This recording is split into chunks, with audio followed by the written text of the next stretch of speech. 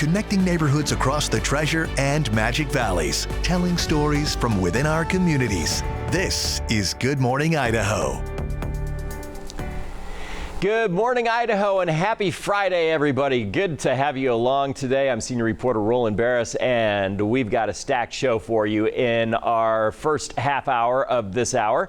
Our large team of neighborhood reporters bring you impact stories like our Allie Tripke, bringing you the latest on a current dispute between the Boise Police Union and the city of Boise, as the union is accusing the city of gutting labor protection and also bad faith negotiation tactics. Plus, coming up in our next half hours fire season, we're going to share some best practices for target shooting responsibly so your next time out on the range doesn't spark a wildfire.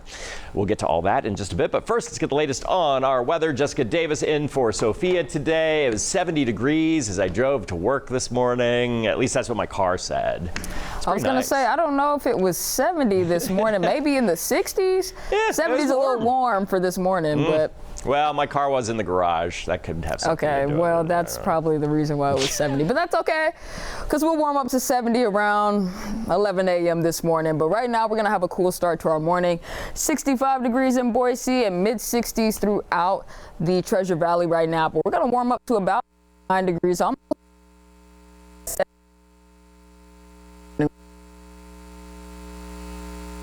in Glens Ferry, and it's going to be a very clear and hot day.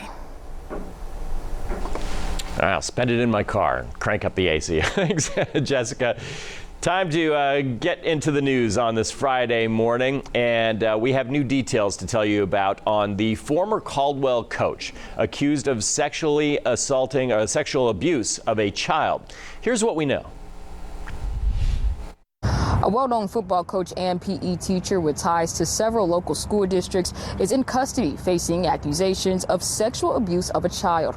I'm your neighborhood reporter Jessica Davis at Canyon County Courthouse, where we received this indictment accusing Coach Kip Crofts of touching himself in front of a 14-year-old. A grand jury issued an indictment last Friday, and Nampa police arrested him Wednesday. Crofts was working with the city of Nampa as a custodian when he was taken into custody. District leaders tell us he no longer works in the school system. I was denied access to other court records, and we're still working to learn whether the incident happened on or off school grounds, and if the victim was a student. I was the only reporter in the courtroom for Crofts' arraignment. All right, sir, an indictment was issued. And in the indictment, it alleges one count of sexual abuse of a child under 16. Nampa police say they got involved in the investigation in January. The limited details we do have outline accusations Crofts masturbated in front of a minor. Before Caldwell High, Crofts was a head football coach and a teacher at Payette High School. According to Payette Superintendent, Coach Crofts resigned after working with the district for more than 5 years. Nampa police worry there may be more victims and are urging anyone with information to come forward. Sexual abuse of a child under 16 is a felony with a maximum penalty up to 25 years in prison. Kip Crofts is being held on a $50,000 bond, and his next court hearing will be July 7th at 11:15 a.m. right here at Canyon County Courthouse. I'm your neighborhood reporter Jessica Davis reporting for Idaho News 6. Opening arguments in the trial of Brian Kohberger have been pushed back, but only by a week. A scheduling order from the judge now says the trial will start August 18th. Jury selection is set to begin August 4th. Planned Parenthood says nearly 200 of its health centers across the country are at risk of closing. This after a new ruling from the U.S. Supreme Court allowing states to ban Medicaid reimbursements to Planned Parenthood clinics, even for non-abortion services. The ruling comes as Congress considers legislation that would prohibit Planned Parenthood from participating in the Medicaid program. Federal law already bans the use of federal taxpayer money to provide abortion services, and abortion is illegal in almost all cases here in Idaho. But Planned Parenthood clinics have been able to access funding for the many other services they provide, from cancer screenings to birth control to STI testing and treatment. Boise's creative use of geothermal energy continues to set our city apart. The City of Trees, one of 50 finalists around the globe in the Bloomberg Philanthropies Mayor's Challenge. The program encourages local government innovation to boost essential services and improve people's lives. Boise has been awarded $50,000 to help prototype a project to deliver geothermal heating and cooling to affordable housing developments. If Boise makes it to the next round of 25, the city will get $1 million to help make the idea a reality. The Boise Police Officers Union is speaking out, clarifying they have not reached a new deal with the city, despite council voting to approve a new labor agreement on Tuesday. I'm neighborhood reporter Ali Tripke with more from the Boise police officer who says he leads negotiations for the local union. There is no new contract that has been agreed upon. City has decided to go forward without our agreement to it, thereby breaching our old contract. Darren Lee is a Boise police officer who leads negotiations for the local 486 Boise Police Union.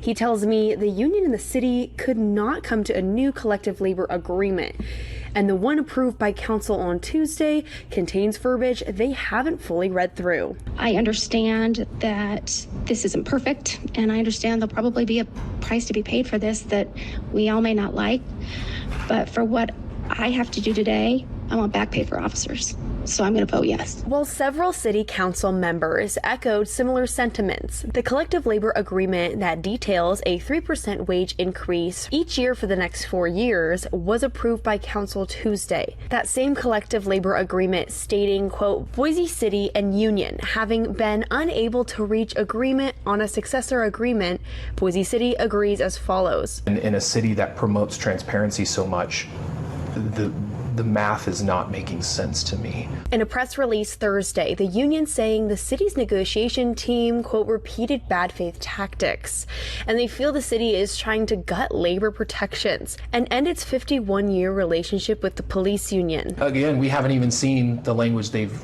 approved. We haven't even received it, so we don't even know what we're being told to follow now. In response, the city telling Idaho News 6 in part, the mayor and council have prioritized the Boise Police Department in this year's budget. The city is looking to add 6 additional detectives.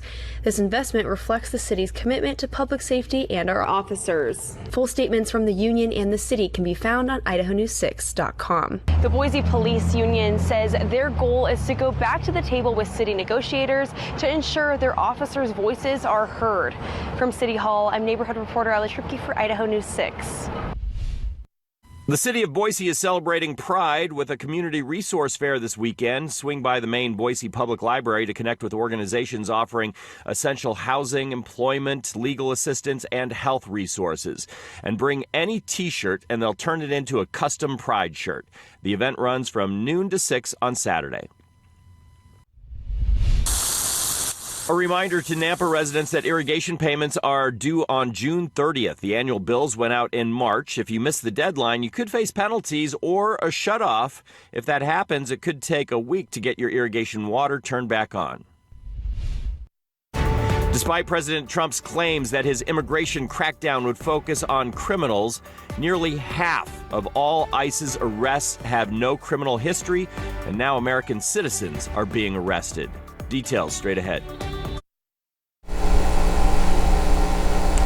Hey everybody, it's 10 minutes past the hour on this Friday. Let's take a look at your national headlines this morning. The Minnesota lawmaker who was fatally shot in her home will lie in state at the Capitol building in St. Paul today. Representative Melissa Hortman, her husband, and their dog will lie in state for visitors to pay their respects.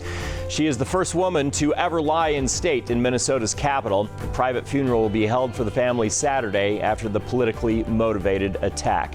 Meanwhile, the man charged with Hortman's murder and the attempted murder of another state lawmaker is set to appear in court today on federal charges. Republicans are scrambling to pass President Donald Trump's sweeping domestic policy legislation by his self-imposed deadline. That's after the Senate parliamentarian called for revisions. GOP leaders say they hope the Senate can rework the bill and pass it this weekend. After that, it would still have to go back to the House, of course, and Trump wants to be able to sign it by Independence Day. China is echoing U.S. officials who say the two countries have reached a rare earth metals deal. Beijing says it will export them to American shores in return for the cancellation of certain measures. Rare earths are essential for electronics and, of course, all the batteries that we're creating these days, fighter jets, so much more. The apparent agreement follows weeks of negotiations and a trade war between the two nations. The International Energy Agency says China controls about 90% of rare earth processing. Now we turn to the immigration raids going on across the country and a new arrest of an American citizen that is causing real alarm as we learn that nearly half of all immigrants arrested by ICE have no criminal history. Here's ABC's Andrea Fuji.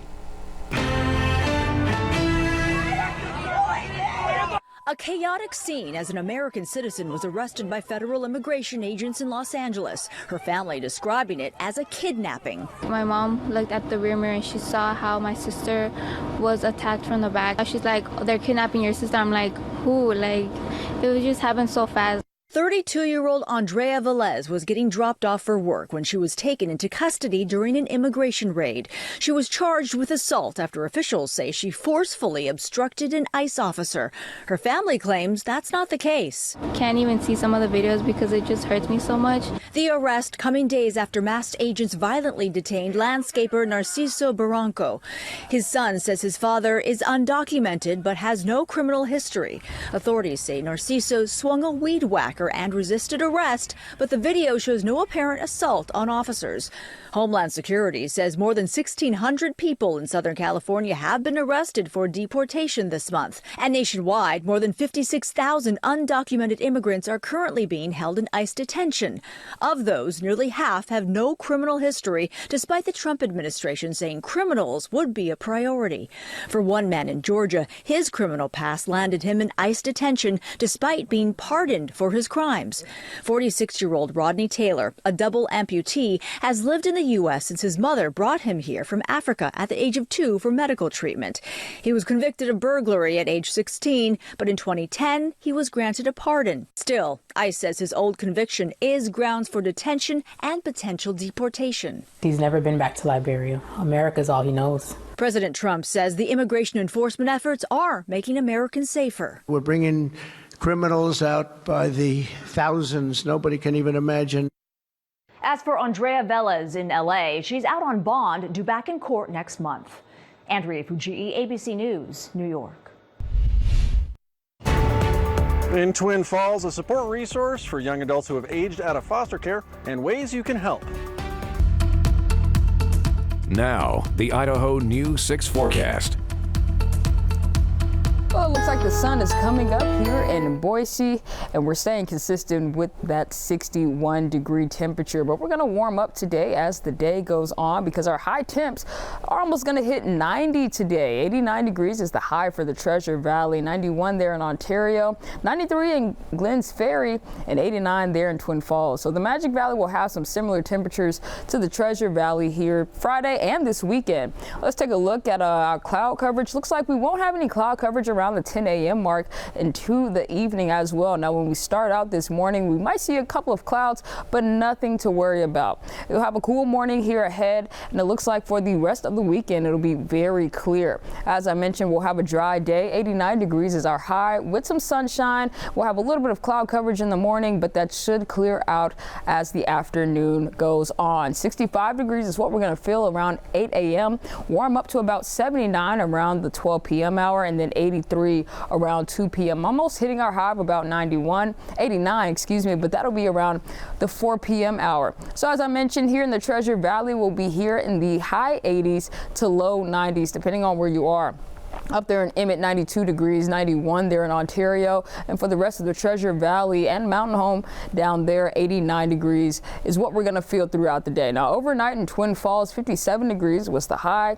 And then we're going to warm up today, but we're going to have a cool start to our morning, similar to the Treasure Valley. 61 degrees is also what we're feeling there in Twin Falls. We're going to warm up to about 89, just like the Treasure Valley. Across the area, 86 degrees there in Burley, 86 there in Oakley, 89 89 in Twin Falls. So high 80s or mid to high 80s there in the Magic Valley for Friday. Now, how are we going to look for the rest of the day? As I mentioned, we're starting off cool morning, 67 degrees, going to warm up to about 79 around 12 p.m. and then 83 at 2 p.m. and clear skies for the entire day. Now, for the West Central Mountains, it'll be cooler there in McCall and Cascade with 71 degrees, low 70s for those areas. But for the rest of the West Central Mountains, we'll be there in the mid to high 80s. 85 there in Council, 87 in Garden Valley, 84 in Idaho City. Let's take a look at what to expect for the rest of the weekend and the week ahead.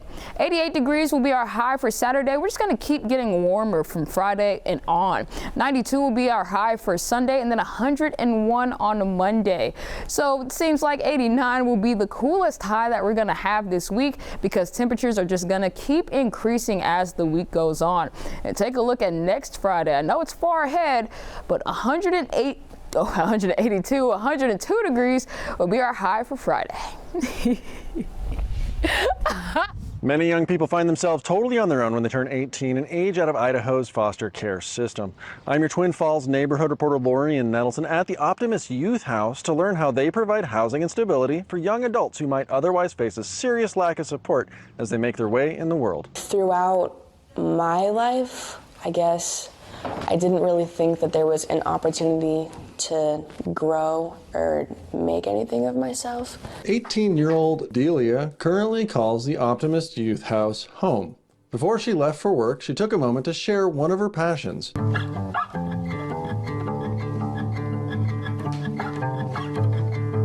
I blinked and I was like, I'm an adult. And that was really scary. Statistically, this demographic of kids, more than 50% of them will end up incarcerated. Most of them will end up on drugs and addicted to alcohol. A good portion of them will end up dead. Director Charles Kelly told me the house was established in 2018 and has helped about 75 young adults through their program over those 7 years. The Magic Valley created this organization because they saw the need for these young adults to have a transition program into adult living.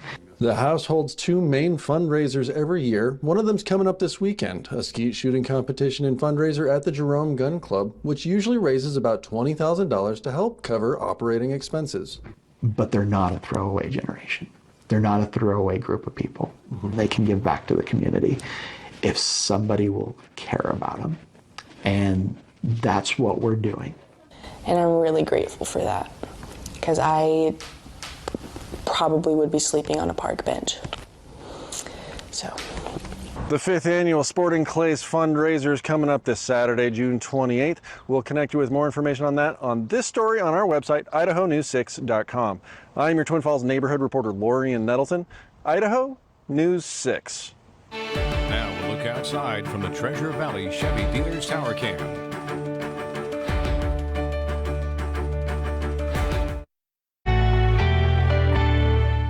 With the 4th of July coming up, what better way to kick things off than to have your own rocket, right? A sky cycle. I'm senior reporter Roland Barris for Idaho News 6, and this is a replica of Evel Knievel's sky cycle that he used to try to jump over the Snake River Canyon, and it's the latest addition to the Spirit of Flight Museum.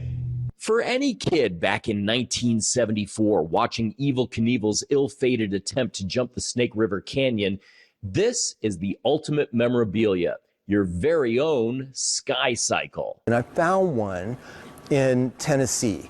It was at a museum there, and Gordon Page with the Spirit of Flight Foundation in Nampa suggested a swap. You probably don't have anything I'm interested in. I said, do you have a Sky Raider airplane? He said, yeah. I said, do you have a torpedo for it? And he said, no. I said, do you want to do a trade? Because I have one. He goes, yeah, I want to do that. So Page drove 2,300 miles in 4 days to bring back what could be considered the early ancestor of things like SpaceX, a private rocket ship. And he was plowing new ground. He was cutting new cloth and stuff to make this all happen. And I'm with you on that. I think that he was a pioneer, literally a pioneer. Granted, a steam-powered rocket was nothing like the private spaceships of today. The crazy thing about the sky cycle is there was absolutely no way to control it. There were no control surfaces. You're at the whim of the rocket. The only thing Evel had at his disposal was a small lever that would release the parachute. It's literally like a handle right here, and that was all that was in there. Also, there's no real engine inside, just a mock-up, and some of the ads had to be changed for trademark reasons. But otherwise, it's a close facsimile with a permanent home now in the state where the original made its claim to fame. The unveiling of the Sky Cycle to the general public will take place during the Spirit of Flight Day, which is coming up July 12th. Reporting from Nampa, senior reporter Roland Barris, Idaho News 6. You know what else is cool about that? It has a shock absorber in the nose, because the idea was when it came down with the parachute, it was going to hit nose first, and it had to take the impact of the landing. So they put a shock absorber in the front. Thanks for joining us this morning on Good Morning Idaho, everyone. We've got a lot more in store. Here's a look at what's still to come from your neighborhood reporters. I'm senior reporter Don Nelson on public land about 10 miles south of Boise. The dangers that you have out on public land under these weather conditions, firing your guns. In this edition of Idaho Backroads, we take you to the Starlight Mountain Theater in Crouch. Connecting neighborhoods across the Treasure and Magic Valleys, telling stories from within our communities. This is Good Morning Idaho. Hey everybody, thanks for joining us on Good Morning Idaho. I'm senior reporter Roland Barris. TGIF made it to the end of the week, and we've got a lot still to come in this last half hour this morning, like the significant ruling from the Idaho Supreme Court as they side with Sun Valley in a wrongful death lawsuit related to a tragic skiing accident 5 years ago. Plus, a middle school girl in Michigan who exercised her First Amendment right in the classroom was told to go back to her country by a teacher. There's a lot of outrage over that. Coming up, more on that a little bit later on, but first let's check in with Jessica Davis in for Sophia, who heads out of town when all the hot temperatures hit. I know. For crying out loud. It's going to be warm, isn't it?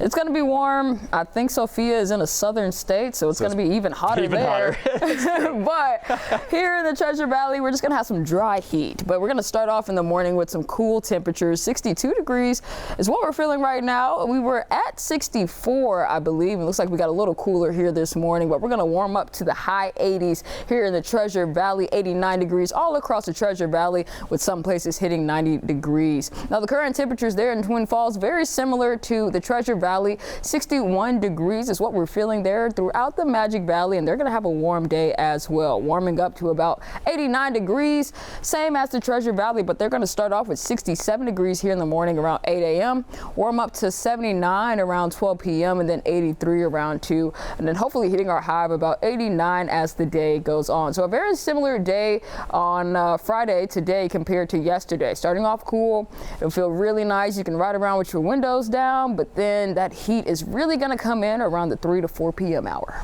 All right. Thanks, Jessica. Turning now to the news, and we are talking fire danger ahead of the 4th of July. Of course, it's really hot out these days, and that causes some really concerning conditions out there. Our Don Nelson shows us why it's so important to take precautions, which precautions to take, especially when target shooting on public land. What you can see here is a fire that we have, and then behind me, just loads of trash that people bring out here and want to shoot. BLM Fire Information Officer Chad Klein has seen it all, but one thing he really does not like to see are metal objects, old propane tanks, washers and dryers, anything metal. As you can see, we got metal pieces, tires, and other things, and those sometimes, like the metal pieces, when they're shot with the wrong kind of ammo, they can cause fires. Fires on public land are never a good thing, especially this time of year with the weather conditions we have, dry and windy. But if there is a silver lining, the BLM encourages people who are coming out to shoot their guns to go to areas that are already burned out, because it's much safer than doing it on a grassy hill. For anyone target shooting on public lands, hack out what you pack in, as these shooters did. Yeah, definitely. I think that's definitely bad to bring out trash and leave it here afterwards. From May 10th to October 20th, we have a prevention order that doesn't allow you to shoot ferrous metals, so things like steel targets. You're asked to bring out a shovel, fire extinguisher, and or 5 gallons of water while target shooting, just in case. Personal responsibility is key. If you're found to be responsible for starting a fire, you're likely to face serious consequences. Idaho recently boosted its fire investigation capabilities. Just this week, a Kuna man was arrested and charged with arson after police say he accidentally started a fire while using illegal fireworks in an undesignated area. And investigators are working to find the person who started another fire near a Waihi reservoir. This morning, the Supreme Court prepares to issue its final opinions before recessing for the summer. It comes as a divided Supreme Court voted in a 6-3 decision to allow states to block Medicaid funding of Planned Parenthood for health services such as contraception and cancer screenings. Justice Neil Gorsuch, writing for the majority, said that, quote, it generally belongs to the federal government to supervise compliance with its own spending programs. Meanwhile, Justice Ketanji Brown Jackson, taking the opposite view, wrote, today's decision is likely to result in tangible harm to real people.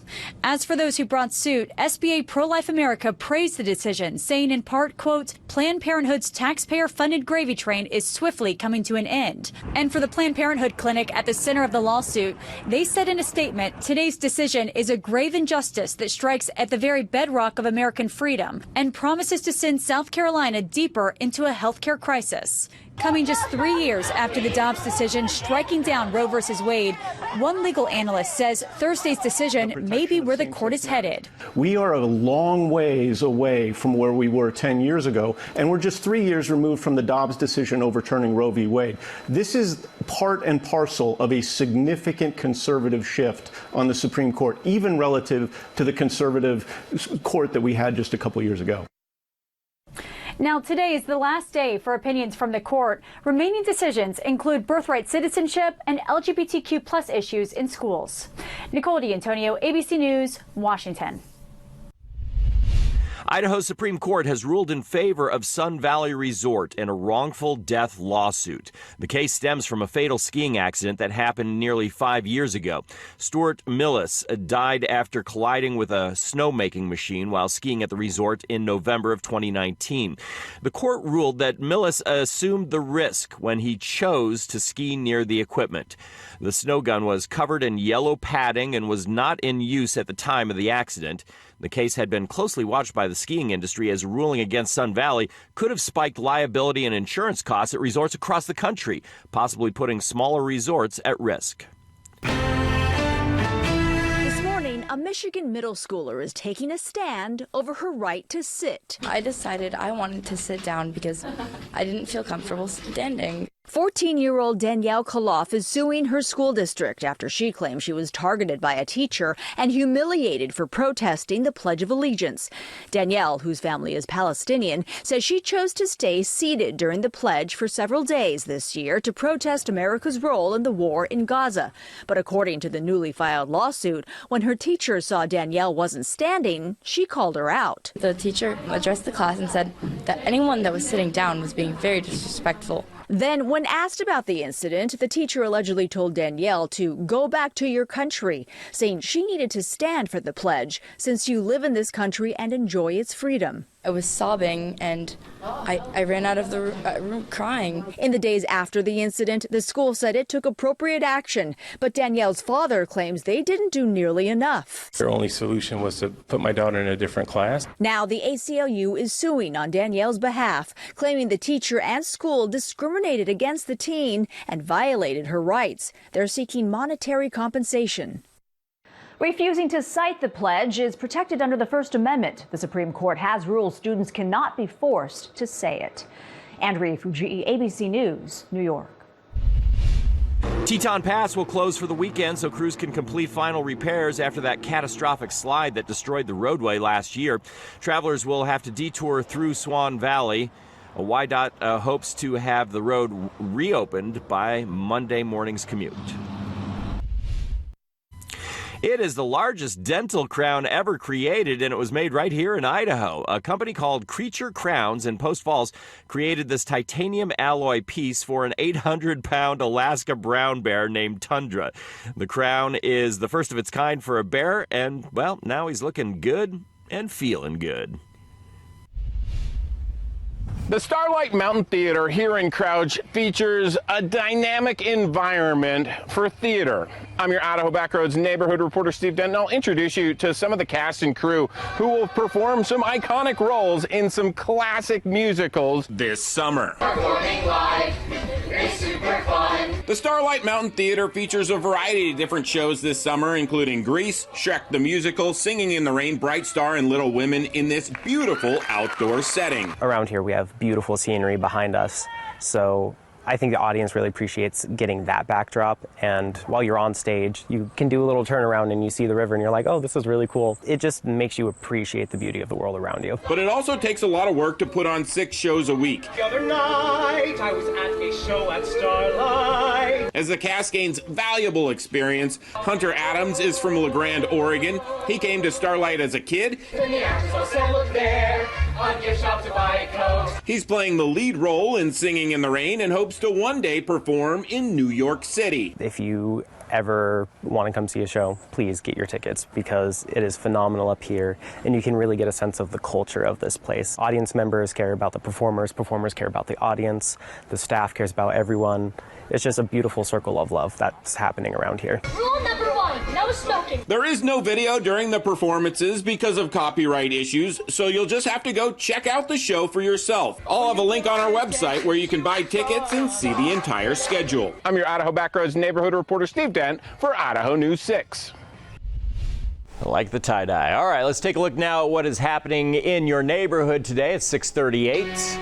And the 208 Night Market, in collaboration with the Downtown Nampa Association, is hosting the annual Viva Nampa Fest, the festival celebrating Latino and Hispanic culture with live music, performances, and great local food and drinks. That's at Lloyd Square Park from 6 to 9 tonight. Football season is coming up. It's eventually. And to get ready for the season, Gridiron Dreams Football Camp is back for their 16th consecutive summer. The 2-day event, coached by Boise State football legends and current stars, including Saints wide receiver Cedric Wilson Jr. and Bronco quarterback Mad Dog Maddox Madsen. Just make sure to drink a lot of water. It's going to be hot. And at Ora Brand Park, you can enjoy a showing of the original Lilo and Stitch on a big inflatable movie screen. Just bring a blanket and your family and friends. With food trucks out there, and splash pad will be available to all the patrons. The movie will start at dusk. In Burley, what to expect as the 50th annual Idaho Regatta takes over the Snake River. For over 50 years, the calm waters here along the Snake River in Burley have been transformed into a world-class racetrack for some of the most powerful speedboats on the planet. I'm your Burley neighborhood reporter, Joey Martin, at day 1 of the Idaho Regatta, where boaters from all over the country are getting ready to test their skills on the Snake. It's nothing like it. It's wide open, as hard as you can go, as fast as you can go. Reaching speeds of up to 150 miles per hour on the water, the Idaho Regatta is one of the fastest shows in the entire state. In 1975, a bunch of racers got together and said, hey, let's have our own race. So that's how the Burley Idaho Regatta got started. Celebrating 50 years, this weekend's event is shaping up to be one of the biggest yet. Close to 100 boats will hit the water, and race preps are well underway. Basically set up like NASCAR a little bit. You run boats out there in separate heats. Of course, there's different classes. We have 15 different classes this year, and whoever finishes first, second, third, fourth, and so on, just like any other race, basically. That's how we do the scoring. One of those racers is Randall Dilworth from Team Thunder. He lives in Utah now, but has a long history with the regatta and came back for another adventure even after a mishap last year. I grew up watching my uncle race, so the boat that I watched him race was the one that crashed here last year. That came apart. That was my boat. My nephew was driving it, but I was able to pick this boat up and just come racing with my family. So. And it's not just the adults. The next generation is also getting in on the racing action.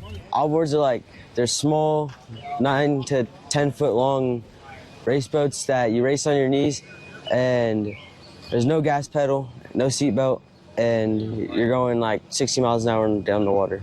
The Idaho Regatta will run all weekend long with activities for the entire family. And of course, you can't miss the races all day Saturday and Sunday. Gates open at 8 a.m. We race till about 5 o'clock, 6 o'clock, as long as we don't have any boat crashes, which we pray for those not to happen. And other than that, it's just a good time. Come and hang out. For more information on race times and event schedules for the Idaho Regatta, log on to this story at idahonews6.com. Reporting from Burley, I'm your neighborhood reporter, Joey Martin, Idaho News 6. In Caldwell, a look at a company crafting authentic spices since 2019. This allergy report is brought to you by Boise Valley Asthma and Allergy Clinic. Well, it's a moderate day if you have allergies. Grass is at 28, maple is at 5, and pine is there at 4. So as I mentioned, we are there at moderate for Friday. Now, the Idaho News 6 forecast. Well, we're going to have a cool start to our morning here in the Treasure Valley. 61 degrees, but the sun is coming up. Take a look at that view at the village at Meridian. We got the sun coming up right behind those beautiful mountains. 56% of humidity right now, but not too much to worry about. High 80s is what we're feeling for high temperatures here in the Treasure Valley today. We'll get to that temperature later on in the afternoon, but we'll start off our morning fairly cool, and then we'll warm up as the day continues. 91 degrees is the high for Ontario, 93 for Glens Ferry. But across the Treasure Valley, we're there in the high 80s to low 90s. Let's take a look at our cloud coverage here in the area. Not too much cloud coverage for our day. Now, we might start off this morning with some of that cloud coverage, but it's going to push out fairly quickly here in Boise. And throughout the day, it's going to be a very clear day and a clear day on Saturday into Sunday as well. So it's going to be a very bright and sunny weekend ahead. As I mentioned, 89 degrees is our high across the Treasure Valley. Dry is what we're going to feel. Obviously no rain, but we're going to have a very, very clear day and hot day as well. Starting off with 65 degrees, we'll warm up to about 80 around the afternoon hour, and then 83 at 2 p.m. here in the Treasure Valley. And as the day goes on, that's when we'll feel those highs of about 89 degrees here in the area. Mostly clear day. We'll have some cloud coverage like I mentioned in the morning, but it should clear out as the day continues. Now, overnight in Twin Falls, it was 57 degrees, mostly clear. And this morning, it's only a couple of degrees warmer here. 61 degrees there in Twin Falls to start off our morning. But similar to the Treasure Valley, warm temperatures are ahead for the day. 89 degrees is the high for Twin Falls there in the Magic Valley. 86 in Burley and in Oakley. And throughout the Magic Valley, we'll be there in the mid to high 80s. So just a little cooler there in Burley and Oakley compared to Twin Falls. But it'll be a hot day and a nice summer day as well. Starting off our morning, 67 degrees here in the Magic Valley. Temperatures are looking very similar to the Treasure Valley there in the Magic Valley. 73 degrees around 10, 79 around 12 p.m. and 83 around 2. So whether in the Magic Valley or the Treasure Valley today, it will be a very hot day. Now let's take a look at our roads this morning.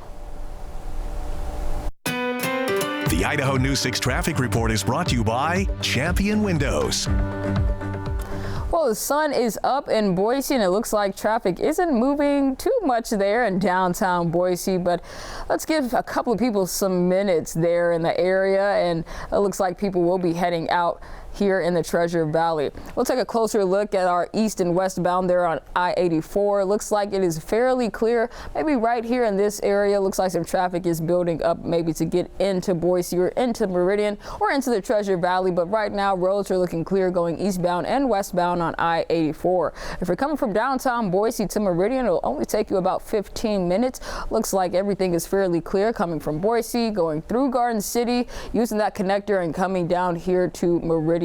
But if you're traveling from Caldwell to Garrity, it'll take you about 12 minutes. Garrity to Eagle, 7 minutes, and same for Eagle to downtown Boise, 7 minutes as well. So going eastbound on I-84, looks like traffic is fairly clear going eastbound. And as we saw earlier in the traffic, it's fairly clear going westbound as well. So if you're leaving right now, looks like traffic is clear and you'll get to where you're going right on time.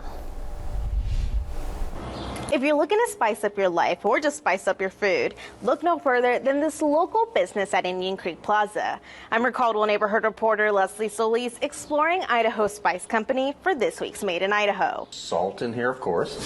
We've got a little sugar. After quitting his cooking career, Craig Smith switched gears and turned a passion for flavorful food into a thriving business. Smith and his wife opened Idaho Spice Company in 2019, crafting unique seasonings from scratch. I love flavors. And there's so many cool spices and blends out there that you can do. And then it's ready for you guys to come and get. What started as a pop-up booth at Tuesday night markets has turned into a permanent storefront in the Oaks Brothers building in the heart of Caldwell. And it just kept getting bigger and bigger and bigger, and the things we were making people really enjoyed. One of our favorites for pork is our piggy dust. Each unique spice blend receives personal attention. What if I did a dill pickle ranch? So we came up with our dill pickle ranch seasoning, with some flavor palettes taking months to perfect. Our wild game seasoning took 9 months. Smith tests every product himself before they make it to the store shelves. When I finally think it's good, I'll give it to friends and I'll say, here, try this out. Give me your feedback. The shop offers seasonings for meat lovers, vegetarians, and a selection of herbal teas. Sometimes something just pops to me. I'm like, oh, I got an idea. Smith hopes to expand the business soon by offering cooking classes. Want to try Smith spices? You'll find them right in front of the Oaks Brothers building. I'm your Caldwell neighborhood reporter, Leslie Solis, for Idaho News 6.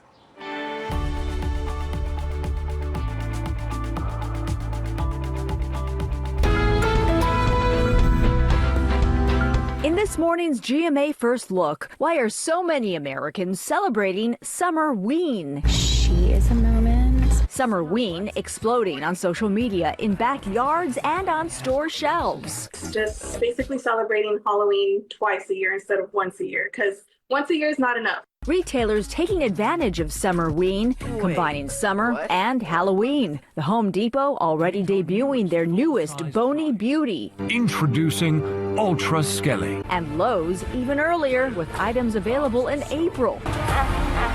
Retailers are consistently trying to figure out ways to generate sales to compete with their own numbers from last year, compete with their competition as well. So this is just another tactic. And coming up at 7 a.m., Sam Champion will have much more on this summer Halloween hype. With your GMA First Look, I'm Andrea Fujii, ABC News, New York. And we are back, everyone. It's 5 minutes before the hour, and we are just wrapping things up on a Friday morning. If you missed it, these are the top stories that we're following from our neighborhood reporters this morning. Former high school football coach Kip Crofts was arrested on charges of sexual abuse of a 14-year-old child. Police urging potential victims to come forward as they continue their investigation. And despite reports suggesting otherwise, the Boise Police Union released a statement on Thursday clarifying that they have not reached a new deal in labor agreement negotiations with the city. And in a significant ruling, the Idaho Supreme Court sided with Sun Valley Resort in a wrongful death lawsuit after a tragic skiing accident 5 years ago. You can learn more about all of these stories on our website, idahonews6.com. Now, the Out the Door forecast, brought to you by Pella Windows and Doors. Well, as you head out the door, you'll have a cool start to your morning. I came in with a hoodie, so you might want to have a light jacket, but you'll take that off around 11 a.m. because we'll warm up to about 76 degrees around 11, 82 around 1, and then we'll hit our high of about 88 to 89 around 5 p.m. here in the Treasure Valley. So cool start to the morning. We're going to warm up to that high around 5 p.m. Let's take a look at Magic Valley and Wood River Valley. 79 degrees there in Wood River Valley. Looks like they're having cooler temperatures there, but lots of sunshine for this weekend and the rest of the week. For the Magic Valley, 87 degrees, and then 89 and 96. It continues to get hotter as the day goes on. But let's take a look at our roads before we head out this morning.